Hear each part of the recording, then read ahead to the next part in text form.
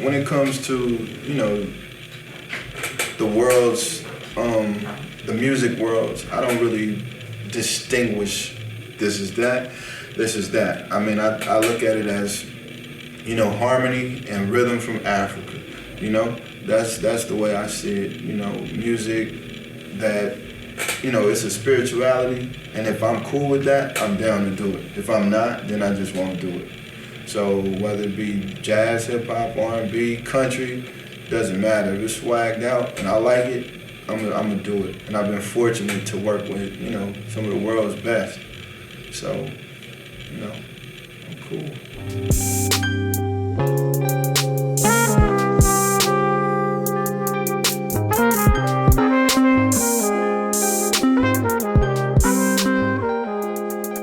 I'm a trumpet player, a music producer.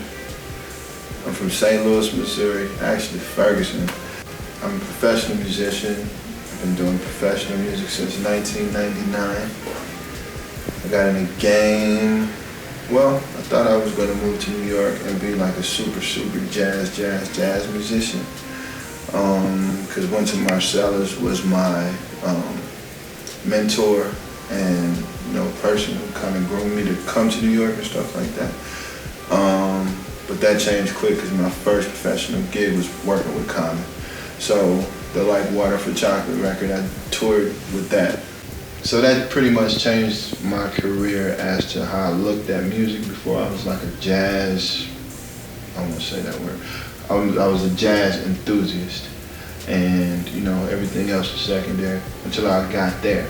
And I realized that music in itself is a continuum. Music, you know, even though you may learn jazz or you may learn whatever form of music you come up, whether it's rock or gospel or whatever, it's all the same thing at some point, you know, and the press and the media puts these stipulations on what each thing is. So I was tagged as a jazz musician, and I tagged myself as that until after I had that experience. And I was able to pretty much get to where I am now in music, to not, you know, put those limitations on myself. You know, get out of the box and understand that music is music. You know, as long as people feel it, doesn't matter. You know, that's how I feel about music, just in general. I started playing the trumpet under the pretense that I wanted to play the drums. My grandfather had a drum and bugle corps to keep inner city youth off the street and stuff like that. He was a police officer, but he didn't really feel like that was helping kids, so he stopped doing that and he started a drum and bugle corps. But all of my brothers and sisters, we all had to play the horn. You know, everybody else got a chance to play the drums, so I always wanted to play, so I never had the opportunity. And it got to the point I actually started getting good at it. So I stuck with it then. So I started when I was about 6 or 7. That was my introduction to the music. I was about maybe like 14, 15. Freshman year in high school, I was on the football team, and I was starting linebacker, starting running back, and we were playing this team called Riverview, and I tackled this dude, and I got up and I couldn't move my arm. But that wasn't it though. The all suburban jazz tryouts were like a week later, and I couldn't even pick up my arm to play the horn. So at that point I realized, you know what, I don't want to do anything else except for music.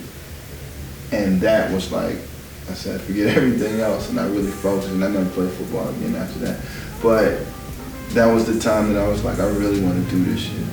I mean, I was already into the music. I was already playing and practicing and stuff like that. I was already exploring all kind of shit at that time.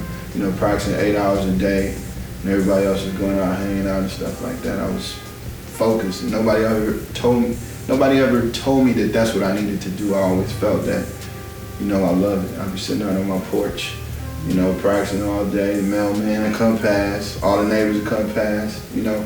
It's always interesting even now. I seen somebody at the show, came up from St. Louis, was like, yo, I remember that. You know, I remember you sitting out on the porch while everybody else was doing all that bullshit, really trying to focus, you know. But that was my aha moment that I said, you know what, I don't want to do anything else. Even though I can do other things, this is what I want to do. For this record, he had told me a long time ago, you know what, you're going to be out with D'Angelo. We were just in Australia in October, and I was working with Maxwell, and D'Angelo was like, his first show was coming back. And Chris was like, you know what, you're going to be working with D the next couple of months. So it just so happened that that's what it was. They called me, because, you know, they want swag, they want it to be right, so they hit me up. Every artist is different, you know. You got some that are very, very personable. You got some people who only show up when it's time for the show. You know, it just depends on the person. You know, like I was working with Rihanna last summer, and she's like, "What up? What's going on? Everybody good? You know, that's cool. Everybody, let's chill." You know, she's that. Eminem is, let's do this shit. Then we go home. You know. Common, just a cool dude. D'Angelo's just a cool dude, just a music person. I mean, working with him right now really kind of tripped me out, because I mean, the Voodoo record was special for me, simply because I think it helped change music, like, honestly. Because, I mean, you can listen to that record right now and it's like they did it yesterday. But, like, just seeing him work in his process and rehearsals is pretty serious, because he's such a hands-on music person. That's the first person that I've worked with artists like that he can basically, you know, dissect the whole record and just show it to you, like, okay, do this, do that, do that, do that. He's just as good as any musician on the stage. It's not like he just needs people to make him sound better. No shit, he can do a concert with just a piano and it'll be dope, you know. So it's cool, it's a learning experience. The highlights have been watching each show happen, because each one is very different.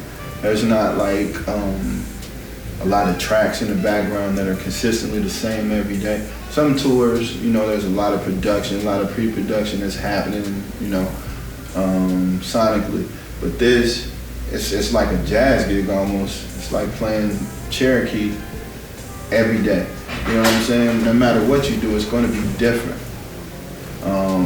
You know, every day. Even if it's the same melody, same everything, it's going to be different every day. So that's the way this gig is. So we're on the stage creating as the show is going. So that's what I really, really like about it. And the fact that we're trusted to do that is pretty awesome. It don't happen that often. Kansas City is very, very special to me, because this is probably one of the first places that I would say I went to play. Because in high school, I was really, really blessed to know some of the locals from Kansas City that are now still my good friends, and some of the most amazing musicians in the world. Logan Richardson, Harold O'Neal, my man Phil, Justin, we were all in All-State together. So I used to come down Highway 70 and we used to hit the Blue Room.